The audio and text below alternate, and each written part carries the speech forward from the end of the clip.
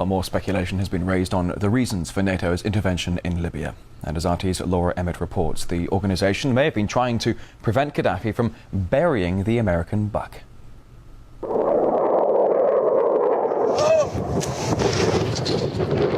According to some, it's about protecting civilians. We must not tolerate this regime using military force against its own people. Others say it's about oil. The only reason they're interested with Libya is about the oil. You'd think we'd be in Iraq if the major export there was broccoli.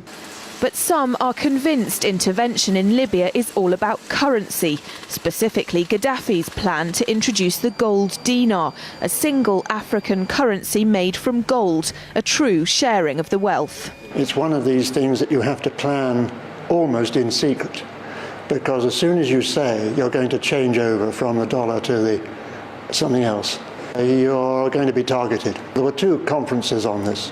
One in '96 and another one in the year 2000, called the World Mataba Conference, organised by Gaddafi. And everybody was interested, and I think most countries in Africa were keen.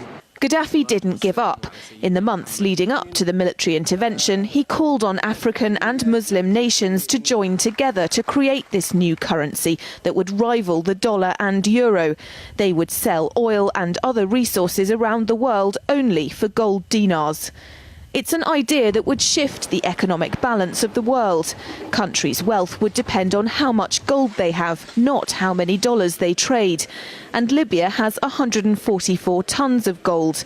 The UK has double that, but 10 times the population. If Gaddafi had an intent to try to reprice his oil or whatever else the country was selling in the global markets and accept something else as a currency, or maybe launch a gold dinar currency, any move such as that would certainly not be welcomed by the power elite today who are responsible for controlling the world's central banks. So yes, that would certainly be something that would cause his immediate dismissal and the need for other reasons to be brought forth for removing him from power. It's happened before. In 2000, Saddam Hussein announced Iraqi oil would be traded in euros, not dollars. Sanctions and an invasion followed. Some say because the Americans were desperate to prevent OPEC from transferring oil trading in all its member countries to the euro. The UK's gold is kept here in a secure vault somewhere in the depths of the Bank of England. As in most developed countries, there's not enough to go around.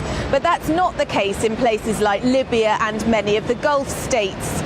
A gold dinar would have given oil-rich African and Middle Eastern countries the power to turn around to their energy-hungry customers and say, sorry, the price has gone up and we want gold. Some say the US and its NATO allies literally couldn't afford to let that happen. Laura Emmett, RT, London.